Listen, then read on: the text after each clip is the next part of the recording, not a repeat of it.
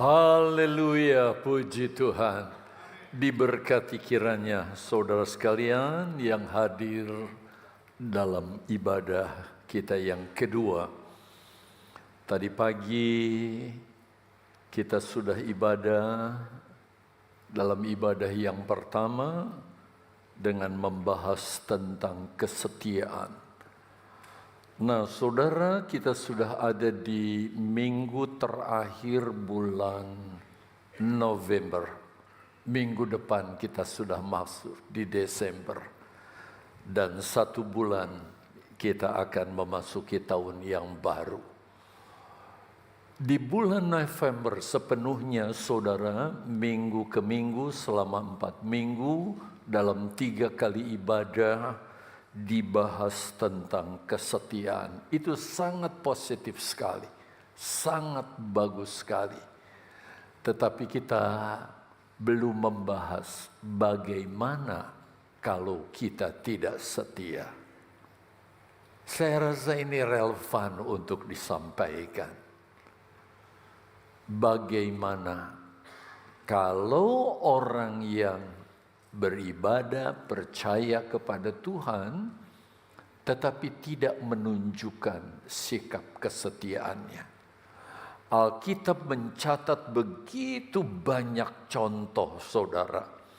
Tetapi apa yang pernah saya sampaikan sekilas pada beberapa waktu yang lalu, sudah berapa tahunan ya, saya membahas seorang tokoh yang sebenarnya dipakai oleh Tuhan dengan luar biasa. Sehingga kalau digambarkan sebagai seorang pelari, dia start, saudara, dengan begitu luar biasa. Tetapi menjelang garis akhir, dia tunjukkan ketidaksetiaannya secara terus terang kepada Tuhan. Dan akhir hidupnya sangat tragis, sangat tragis. Itu sebabnya saudara lihat judul khotbah untuk pagi hari ini dalam ibadah kita yang kedua, ketidaksetiaan Saul. Inilah tokoh yang saya ingin angkat. Yang startnya luar biasa, tetapi di akhir perjalanan hidupnya dia kehilangan kesetiaan. Sebab itu jangan pernah main-main dengan yang namanya kesetiaan. Itu adalah sesuatu yang mutlak untuk kita praktekkan, terapkan. Kalau ada di antara saudara yang sedang hadapi ujian, tantangan, rasanya berat menjalani hidup ini, dan saudara diperhadapkan dengan ketidaksetiaan, lawan ini, kalahkan ini, supaya sampai garis akhir kita dinyatakan menjadi pengikut Yesus yang setia. Yuk kita lihat ayat pokoknya dari kitab 2 Samuel pasal yang pertama. Sebenarnya kalau saudara berkesempatan di rumah, saudara biasa membaca Alkitab harian, entah saudara berkomitmen dengan diri saudara, 1 pasalkah, 2 pasalkah, 3 pasalkah, bahkan 5 pasalkah dalam sehari, saudara bisa membaca hal ini. Sangat menarik dan bagus sekali. Tapi untuk kali ini kita baca 1 ayat saja yang saya rasa dari 1 ayat ini cukup komprehensif untuk menjelaskan bagaimana orang yang bernama Saul ini. Demikian firman Allah. Hai gunung-gunung di Gilboa, jangan ada embun, jangan ada hujan di atas kamu, hai padang-padang pembawa kematian. Ini merupakan nyanyian duka cita Daud ketika dia tahu bahwa mertuanya sekaligus rajanya mati dengan cara yang tragis. Lanjutkan ke ayat B. Ini inti khotbah kita. Sebab di sanalah, di mana? Di Gunung Gilboa, perisai para pahlawan dilumuri.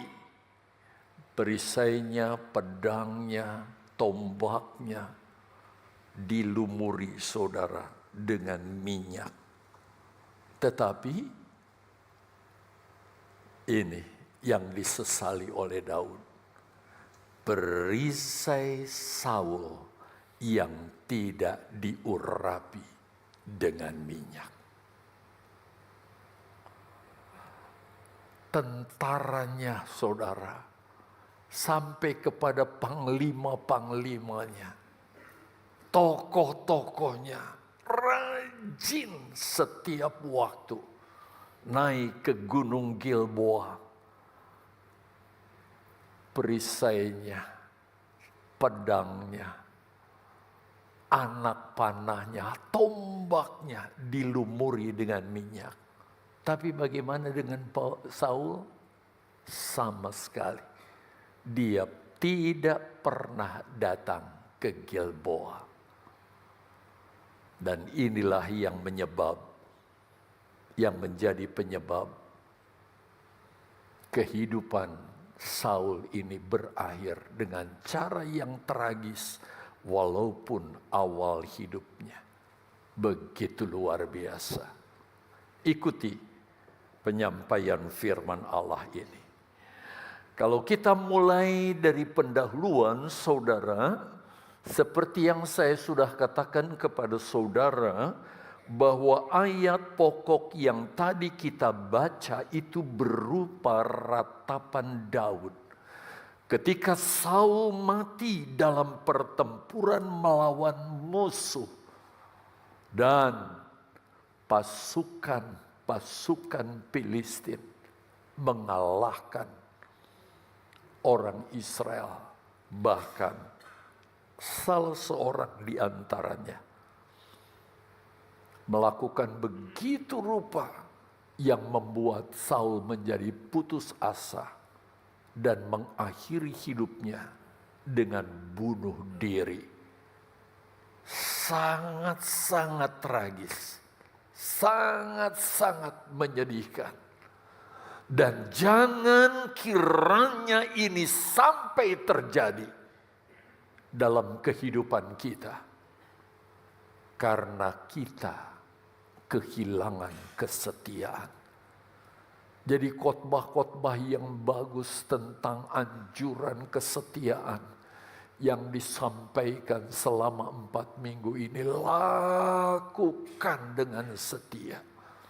Sampai ketika kita mengakhiri hidup kita, posisi kita dalam posisi setia. Daud berduka cita begitu rupa karena Saul kehilangan janji Tuhan yang sudah diberikan kepadanya. Karena Saul ditetapkan akan memegang kerajaan Israel turun-temurun sampai selama-lamanya. Seharusnya Israel itu bukan dari keturunan Daud rajanya, tapi dari keturunan Saul. Karena ini sudah ditetapkan Tuhan bagi Saul. Dan sudah direalisasi. Sampai Saul akhirnya menjadi raja. Nanti seharusnya setelah Saul meninggal dalam keadaan baik di hadapan Tuhan, maka anaknya, cucunya, terus cicitnya, generasi ke generasi akan dipegang oleh keturunan Saul. Tetapi kenyataannya harus diganti oleh orang lain. Bahkan Yesus pun lahir dari keturunan Daud. bukan keturunan Saul. Mari kita perhatikan kisahnya.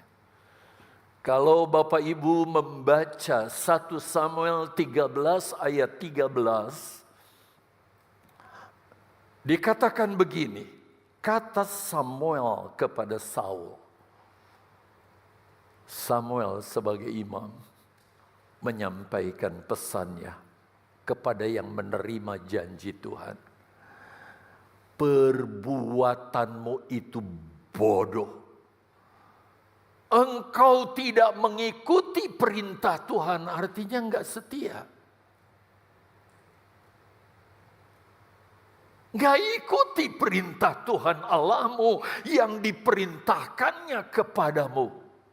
Perhatikan, sebab sedianya Tuhan mengokohkan kerajaanmu atas orang Israel untuk selamanya. Allah sudah tetapkan ini, bahwa yang namanya Israel, bangsa Israel, rajanya dari terah Saul terus sampai ke anak cucu dan seterusnya. Kalau saudara lihat di Inggris, siapa sekarang yang menggantikan Ratu Elizabeth? Anaknya. Dan beberapa negara lainnya. Demikian juga seharusnya dengan Israel. Tetapi Bapak Ibu Saudara yang dikasihi oleh Tuhan, karena Saul tidak setia membangun hubungan yang intim dengan Tuhan. Bagaimana hubungan kita dengan Tuhan? Bagaimana intensitas kehadiran kita dalam ibadah? Bagaimana kesungguhan kita melakukan kebenaran-kebenaran firman Allah setelah kita menerima firman Allah itu yang harus kita terapkan. Karena Saul tidak setia, tidak membangun hubungan yang intim dengan Tuhan, sehingga saudara lihat rencana Allah yang begitu baik dan mulia tidak jadi digenapi. Tidak jadi digenapi sepenuhnya di dalam hidup Saul dan keturunannya. Walaupun saudara kita tidak bisa mendetail, tapi dalam kesempatan ini coba kita lihat siapakah Saul itu. Dan bagaimanakah sebenarnya hidup dan kepribadian Saul sebelumnya, sebelum dia tidak setia. Kita lihat yang pertama, Saul, seorang pribadi di Israel. Dia menunjukkan jati dirinya bahwa dia adalah seorang yang begitu dekat dengan Tuhan, sehingga dia mengalami pengalaman menjadi seorang yang diubahkan Tuhan. Untuk istilah sekarang dipakai istilah menjadi ciptaan yang baru. Saya harap saudara semua sudah jadi ciptaan yang baru. Ketika saudara percaya kepada Yesus, saudara bertobat dari hidup yang lama dan hidup menjadi hidup yang baru. Lalu saudara menjadi ciptaan yang baru. Istilah Alkitab kelahiran baru. Nah, untuk membuktikan bahwa saudara benar-benar sudah mati dari hidup yang lama dan hidup dalam hidup yang baru, kita aplikasikan itu dalam baptisan air. Kami baptiskan kamu, yaitu ditenggelamkan, mati dari hidup yang lama. itu sebagai aplikasi. Kejadian sebenarnya terjadi di dalam hidupnya. Dan saya alami ini ketika saya kelas 2 SMA, umur 16 tahun. Ditenggelamkan dari hidup yang lama, hidup dengan kehidupan yang baru. Yang lama sudah berlalu dan yang baru sudah datang. Jadi sebenarnya Saul adalah pribadi yang sangat baik dan ideal. Karena dia bukan cuma sekedar sebagai raja, karena dia punya keahlian tertentu yang dia miliki. Tetapi dia alami pengalaman kerohanian. Dia menjadi ciptaan yang baru. Sangat ideal. Itu sebabnya dalam 1 Samuel 10 ayat 6 dikatakan, maka roh Tuhan akan berkuasa atasmu, engkau akan kepenuhan bersama-sama dengan mereka, yaitu dengan para nabi, dan berubah menjadi manusia lain. Manusia yang berbeda dari masa lalunya. Seharusnya yang namanya anak Tuhan ini begini. Masa lalu sudah ditinggalkan. Dan kehidupan yang baru yang nyata. Sehingga orang-orang yang kenal dulu keadaan kita berkata, bukan main kamu berubah sekarang ya. Luar biasa. Itu harusnya terjadi di dalam kehidupan kita. Dan ini dialami oleh Saul. Demikian kisahnya bisa kita ketahui lebih jauh dalam 1 Samuel pasal 10 ayat 10. Yuk kita lihat ayatnya. Ketika mereka sampai di Gibea dari sana, maka bertemulah ia Saul dengan serombongan nabi. Roh Allah berkuasa atasnya. Roh Allah berkuasa atas Saul dan Saul turut kepenuhan roh, kepenuhan seperti nabi di tengah-tengah masyarakat. Satu waktu Saul sedang jalan, saudara, lalu ketemu rombongan nabi-nabi. Dan ketika nabi-nabi itu kepenuhan oleh roh, dikatakan roh Allah berkuasa atasnya.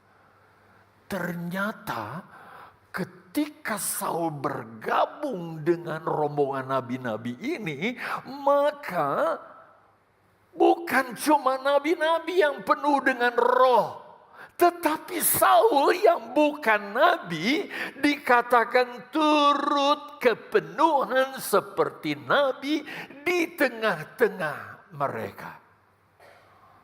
Bapak, Ibu, Saudara yang dikasihi Tuhan, coba kita lanjut ke ayat 11. Dan semua orang yang mengenalnya, mengenal Saul dari dahulu, melihat dengan heran bahwa Saul bernubuat bersama-sama dengan nabi-nabi itu. Jadi ketika Saul ada di tengah nabi-nabi dan turut saudara, bukan hanya berbahasa roh tetapi juga bernubuat di tengah-tengah nabi-nabi, maka orang-orang masyarakat biasa yang mengenal Saul, mereka semua berkomentar. Lihat komentarnya. Lalu berkatalah orang banyak yang satu kepada lain. Lagi nontonin Nabi, tapi Saul ada di tengahnya. turut berbahasa kepenuhan roh dan juga bernubuat. Lalu mereka berkomentar satu dengan yang lain. Lihat komentarnya saudara. Apakah gerangan yang terjadi dengan anak Kis itu? Papanya Saul namanya Kis. Spellnya saudara lihat, K-I-S-H ya. Kis. Apakah Saul juga termasuk golongan nabi? Jadi mereka terheran-heran bahwa Saul, saudara, tidak pernah dilantik sebagai nabi, tetapi ketika dia berkumpul bersama-sama nabi, ketika nabi-nabi kepenuhan roh, dia ikut kepenuhan roh, dan ketika nabi-nabi bernubuat, Saul juga ikut bernubuat. Kita lompat ke ayat yang ke-12 sekarang. Pasal 10. Ayat 12. Lalu seorang dari tempat itu menjawab, siapakah bapa mereka? Itulah sebabnya menjadi peribahasa. Apakah Saul juga termasuk golongan nabi? Sampai kemudian orang bertanya, siapa sih bapaknya? Ingin diselidiki apakah bapaknya itu nabi. Nah ternyata mulai dari saat itu karena menanyakan bapaknya, maka seluruh Israel saudara, mereka menaruh perkiraan. Apakah juga Saul termasuk golongan nabi? Bapak Ibu, saya petik satu hal di sini. Lihat catatan di bawah. Saya sengaja saudara tampilkan catatan ini supaya saudara bisa membacanya dan menyerap saudara baik di pikiran maupun di hati. Saul adalah pribadi yang ideal. Idealnya apa? Harusnya ini terjadi dalam gereja Tuhan di akhir zaman. Jabatannya adalah raja. Kalau di Indonesia, eksekutif. Ada ya? Mereka salah satu di antaranya raja ada di sini nih, presiden. Yudikatif, hakim-hakim dan sebagainya. Dan legislatif, DPR, MPR. Saudara lihat jabatannya adalah raja. Tidak termasuk saudara sebagai para pelayan rohani, para nabi. Tetapi cara hidup Saul bukan tampilan sebagai raja yang berkuasa, inginnya diagung-agungkan. Tapi cara hidupnya seperti seorang nabi.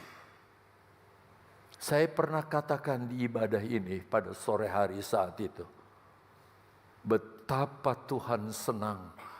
Apapun status saudara. Mau pegawai negeri, pegawai harian, buruh apapun, pedagang apa. Silakan saudara berusaha. Tetapi hiduplah dalam kerohanian seperti seorang hamba Tuhan.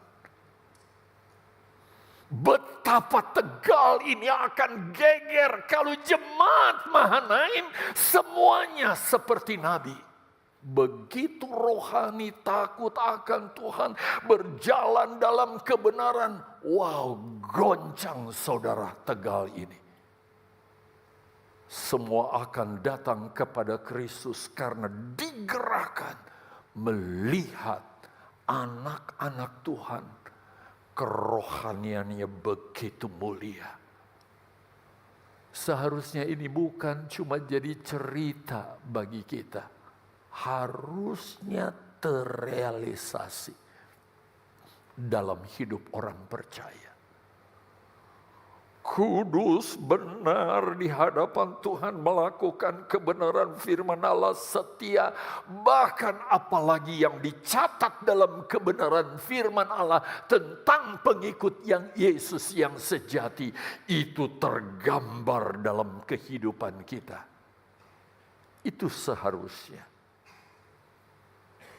Itu yang pertama tentang Saul. Coba kita lihat poin yang kedua. Sudah dilantik sebagai raja sekalipun, dia tetap rendah hati.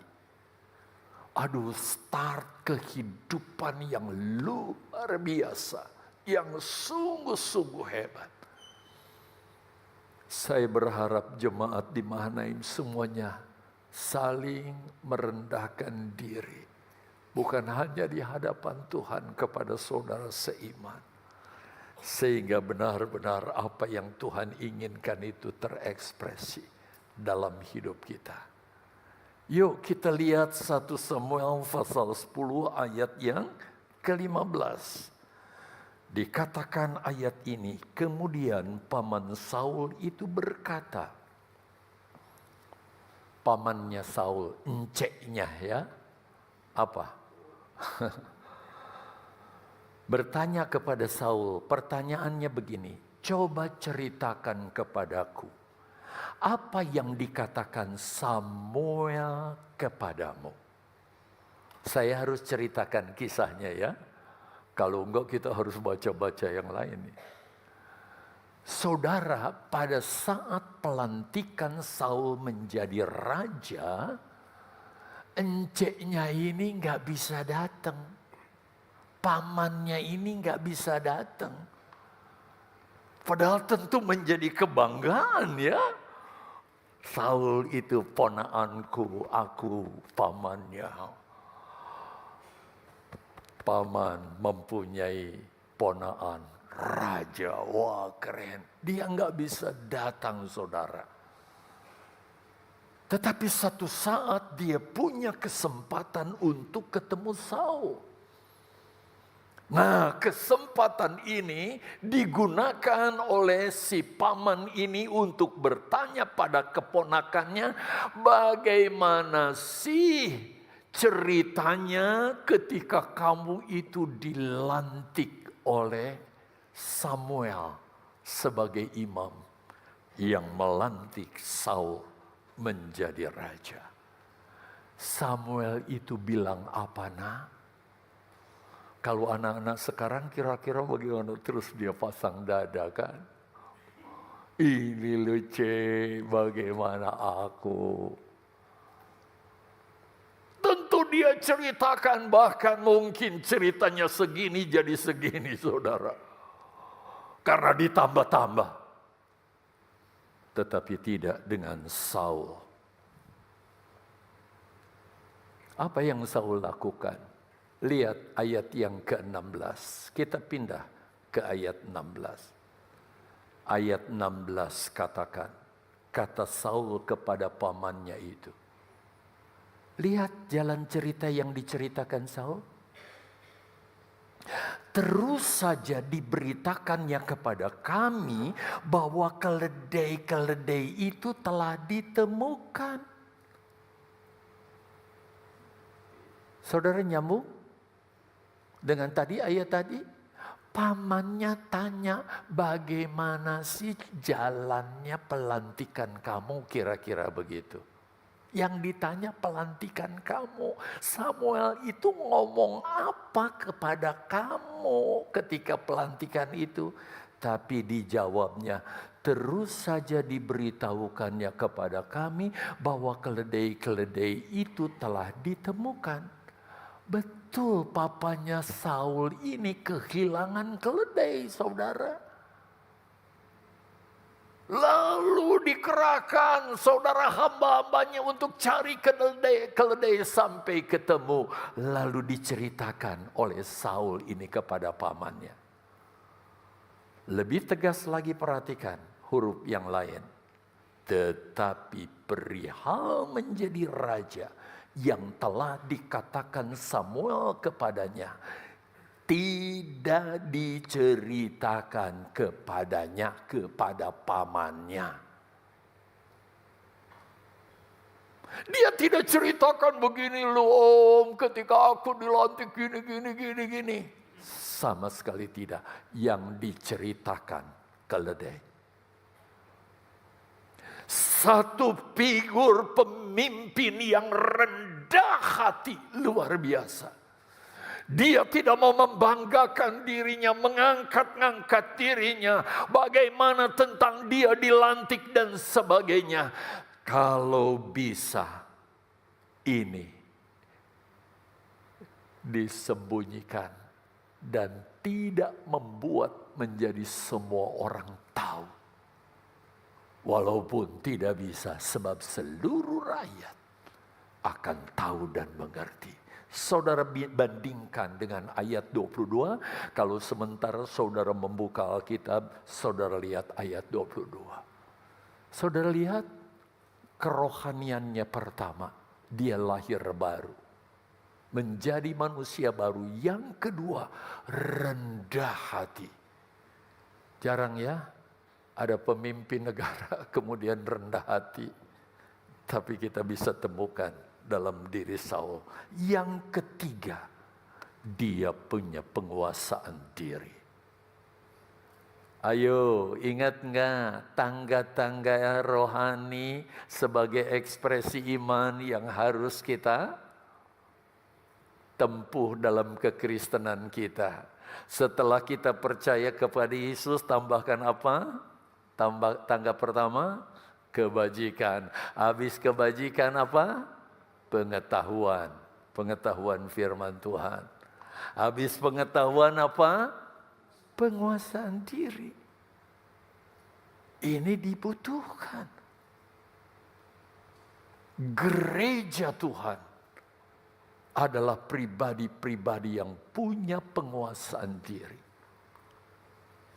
Baik emosi diri maupun perasaan yang melekat pada diri.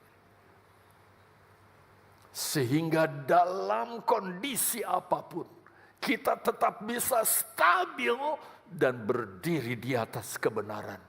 Tidak terus beralih kepada emosi, hawa nafsu dan sebagainya. Sehingga yang mengendalikan emosi dan juga hawa nafsu kedagingan yang membawa kebinasaan. Coba lihat ini. Ayat 27. Semua ayat-ayatnya dari pasal 10 ya. Tetapi orang-orang dursila, orang dursila itu orang bajingan, saudara, berkata, masakan orang ini dapat menyelamatkan kita?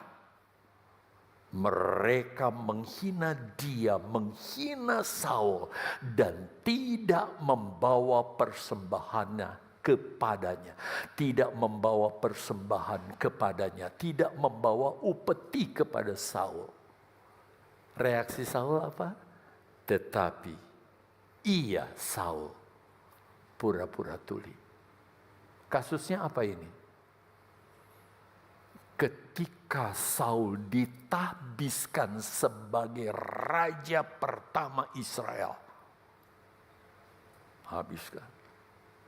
Berlangsunglah dengan baik. Alkitab tidak mencatat apa ucapan yang diucapkan Samuel ketika tahbisan ini dilakukan. Tetapi setelah ditabiskan, lalu Saul diundang ke depan berdiri, diperkenalkan. Inilah Raja Israel pertama, beri tepuk tangan. Wow, luar biasa. Gegap gempita. Tetapi orang-orang dursila, para bajingan itu berkomentar lain. Apa komentarnya? Saya masih tayangkan ini, saudara. Apa komentarnya? Mereka menghina Saul. Ucapan hinaannya apa? Masakan orang seperti ini dapat menyelamatkan kita? Aku gak mau bawa upeti kepada orang kayak begini. Direndahkan Saul. Saul dengar. Ada sekelompok orang yang gak suka kepada dia. Jadi dimanapun saudara pasti ada oposan. Kaum oposisi. Tetapi apa kata Saul? Dia pura-pura tuli. Pura-pura gak dengar. Dengan lain kata, ketika berhadapan dengan para mereka itu, bajingan-bajingan itu, saudara mungkin Saul juga tersenyum. Dia tuh, nanti gue balas lo ya. Aduh saudara, satu start hati yang sungguh-sungguh luar biasa. Hebat. Jadi ketika Saul dilantik ada pujian, ada sukacita yang diekspresikan umat Israel. Kalau saudara baca ayat 24, ada pula yang bersorak-sorai, hidup Saul Raja Israel. Sudah ke sana belum? Ininya. Sudah ke sana belum? Sudah ya. Bersorak. Tetapi ada orang yang berkomentar negatif tentang Saul dengan berkata, masakan orang kayak begini bisa menyelamatkan kita dari bangsa-bangsa yang ada di sekitar? Mungkin sambil begitu saudara. Dilecehkannya begitu rupa Saul. Bapak ibu saudara yang dikasihi Tuhan, tetapi Saul tidak merasa sakit hati. Waduh, benar-benar inilah gambaran anak Tuhan Mahanaim, saudara jemaat Mahanaim. Tidak marah. Sebaliknya apa? Dia pura-pura tuli. Seolah-olah dia nggak mendengar ejekan, hinaan begitu rupa. Padahal dia baru dilantik begitu rupa. Saudara, ketika saya mempelajari ini, aduh kenapa ya? Itu sebabnya saya putuskan saya harus khotbahkan ini. Coba kalau Saul terus setia dengan posisinya ini, Israel akan punya raja yang lebih dahsyat mungkin dibanding Daud. Tapi semua kehendak Tuhan yang jadi, bukan ya? Coba klik berikutnya. Yang keempat.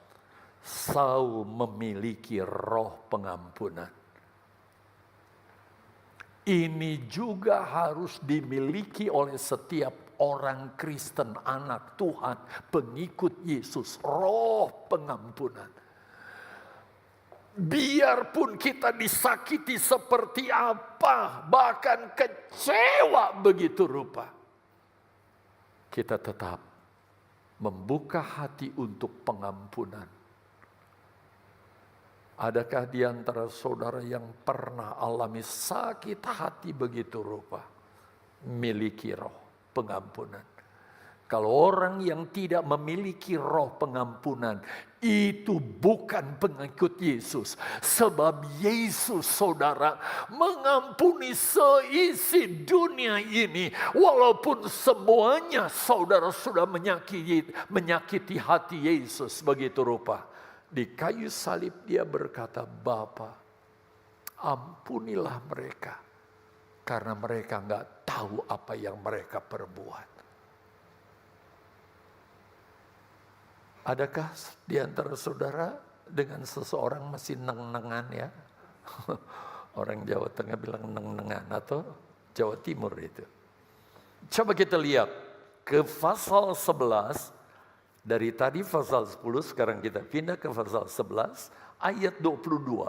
Lalu ayat 12. Lalu berkatalah bangsa itu kepada Samuel, siapakah yang telah berkata, masakan Saul menjadi raja atas kita?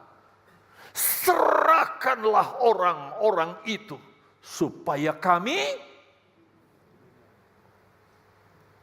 Rupanya saudara, berita tentang penghinaan kepada Saul, tapi Saul diam, nggak membalas, pura-pura tuli, dari mulut ke mulut terus menyebar, saudara.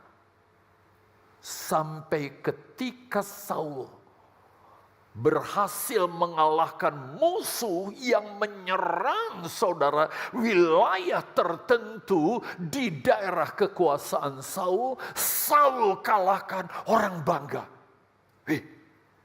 Raja kita hebat rupanya. Diserang, dia bisa kalahkan, gak banyak omong. Lalu dia ingat, ketika pelantikan Saul, ada orang yang sombong yang berkata, masakan Saul menjadi raja atas kita? Mau diapakan kita? Apakah kita bisa diselamatkan oleh dia? Lalu orang itu datang kepada Samuel. Pak Samuel, tolong kasih tahu kepada kami, siapakah orang yang pernah menghina Saul itu? Bahwa siapa yang bisa menyelamatkan Saul? Dia melecehkan raja kita. Pak Samuel, tolong, saya dramatisir ini saudara ya, serahkan orang itu supaya kami membunuh orang ini, supaya di Israel gak ada orang-orang kayak begitu, orang-orang yang oposan. Bagaimana reaksinya? Lihat ayat 13. Saudara harus baca. Aduh, saya terharu saudara. Baca ini. Tetapi kata Saul, ketika diberitakan kepada Saul bahwa orang-orang yang pro kamu, yang dulu gak suka kamu, mereka ini dan sebagainya. Lalu Saul bukan memanas-manasi. Iya, aku juga sakit hati, sakit kali. Tetapi Saul berkata, pada hari ini seorang pun tidak boleh dibunuh. Kenapa? Sebab pada hari ini Tuhan telah mewujudkan keselamatan kepada Israel. Saul membawa damai, Saul membawa berkat, bukan membawa rasa sakit hati, kemarahan. Itu dirubah, diganti. Gak ada kematian. Sebab Tuhan telah mewujudkan keselamatan bagi Israel. Aduh, kalau anak Tuhan semuanya kayak begini, wow, apa jadinya saudara? Luar biasa. Sangat luar biasa. Mereka semua diberkati.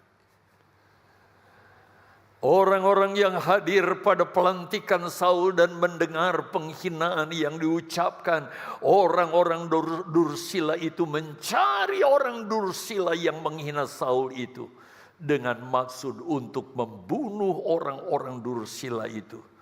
Tetapi tadi kita sudah jawab. Reaksi Saul, Tuhan sudah memberikan keselamatan. Sekarang kenyataannya, kalau saudara membahas tentang Raja Israel, kita tidak pernah menelusuri bagaimana startnya Saul dengan begitu rendah hati. Ingin memuliakan Tuhan dalam hidupnya. Tapi kenapa Saul berubah? Sehingga kesannya, kalau anak-anak sekolah minggu ditanya, anak-anak, Raja Israel yang pertama siapa? Saul. Bagaimana orangnya? Jahat. Langsung stigmanya jahat. Padahal startnya bagus. Tetapi di langkah akhirnya, karena dia tidak setia, dia berubah. Kenapa Saul berubah? Bapak, Ibu, Saudara yang dikasihi Tuhan. Setelah Saul menjadi raja, pelan-pelan saudara, sebab dia memerintah 40 tahun loh. Presiden terlama aja Indonesia 30 berapa tahun ya? Ini 40 tahun. Secara perlahan saudara, dia berubah menjadi jahat, bengis, garang, sombong. Tidak ada kasih, kebaikan, dan kerendahan hati di dalam hidup Saul, di dalam hati Saul. Kenapa? Kenapa? Penyebabnya adalah Saul tidak setia mencari Tuhan. Dari tangisan Daud yang tadi kita baca di awal khotbah, Daud menyesal begitu rupa. Kenapa? Kalau orang-orang semuanya datang dengan rajin, membalur saudara perisainya, pedangnya, pisaunya, panahnya, bahkan lain-lainnya, tombaknya. Tapi Saul tidak pernah melakukan itu. Ini sebuah gambaran bagi kita. Bagaimana Saul tidak setia di dalam mencari Tuhan. Itulah sebabnya temanya. Kalau selama ini kita bicara setia, bagus. Materinya bagus, keren. Tetapi kalau sampai kita kehilangan kesetiaan, akhirnya sungguh-sungguh teramat tragis. Lihat kembali ayat pokok kita. Ini tangisan Daud. Hai gunung-gunung di Gilboa, jangan ada embun, jangan ada hujan di atas kamu. Hai padang-padang pembawa kematian. Sebab di sanalah perisai para pahlawan dilumuri.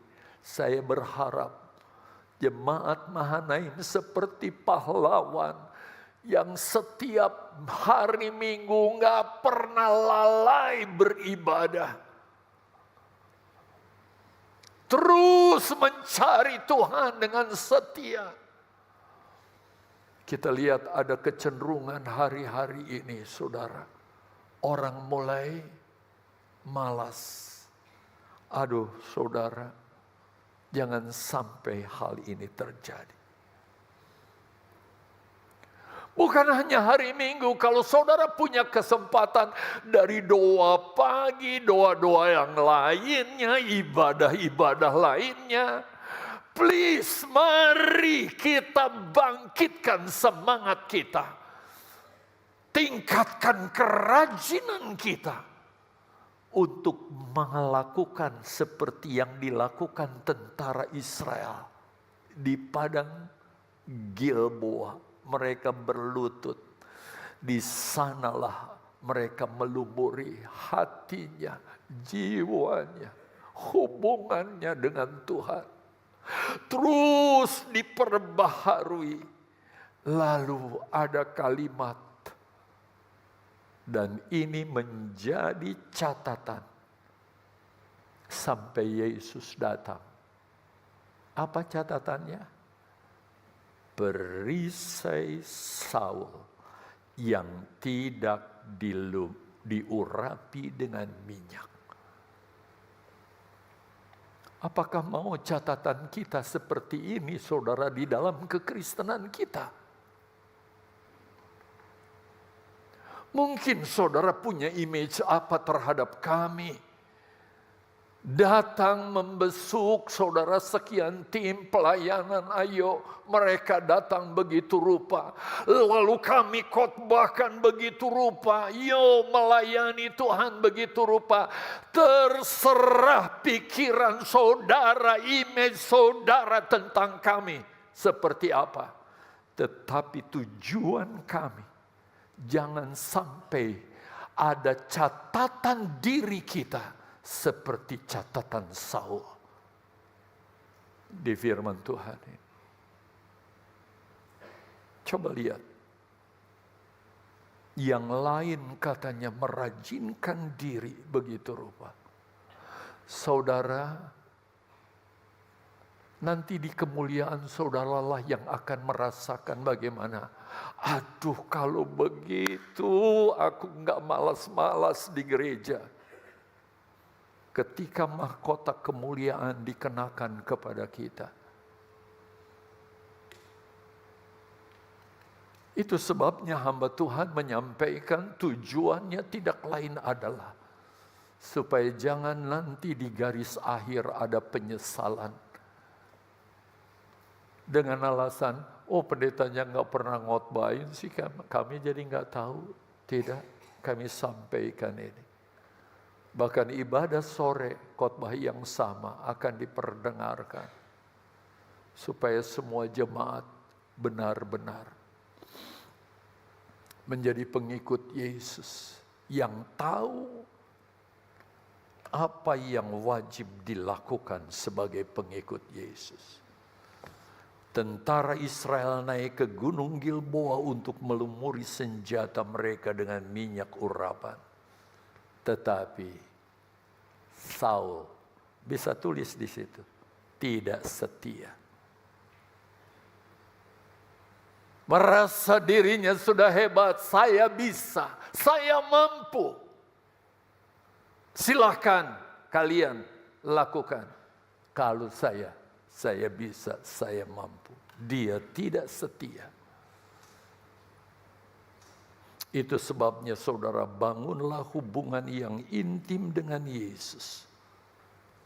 Dalam doa, dalam ibadah. Sampai kita benar-benar dipenuhi dengan Roh Kudus. Dan kita menjadi pelayan-pelayan Tuhan yang diberkati oleh Tuhan. Saudara, ini PR ya. Saudara bisa melihat 2 Samuel pasal yang ke-31. 2 Samuel pasal 31. Saudara lihat. Perikop itu berjudul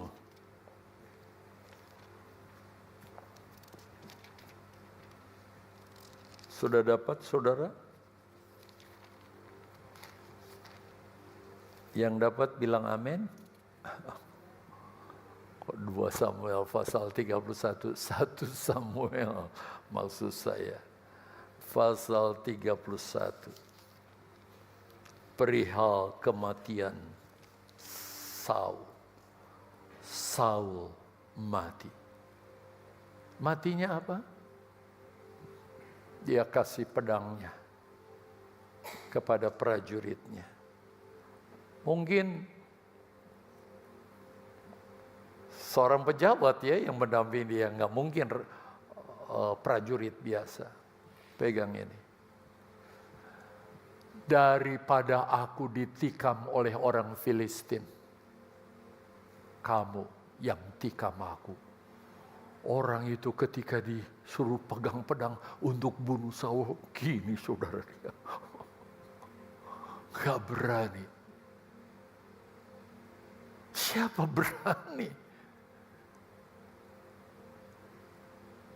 Inilah orang yang tidak setia, saudara. Sampai akhirnya pedang itu Saul ambil, tancapkan ke dalam tanah. lalu dia menjatuhkan diri dengan cara bunuh diri. Dengar jemaat, tindakan seperti yang dilakukan Saul adalah sama dengan mencemplungkan diri ke dalam neraka. Jangan pernah berkata ada keselamatan bagi orang yang bunuh diri. Pasti masuk neraka. Dan jeleknya lagi, si panglima yang menyertai juga ikut-ikutan. Dia ambil pedangnya, dia juga rebahkan diri. Orang yang tidak setia, dengar jemaat, dia akan menularkan kebinasaan kepada yang lain. Jangan pernah katakan untuk menganjurkan tidak setia, nggak ke gereja juga nggak apa-apa. Sebaliknya dorong jemaat untuk setia mencari Tuhan. Karena saya sudah sampaikan kepada saudara, akibat ketidaksetiaan. Biarlah kita jadi pengikut Yesus yang setia apapun yang terjadi. Kondisi seperti apapun keadaannya. Kita mau setia mencari Tuhan.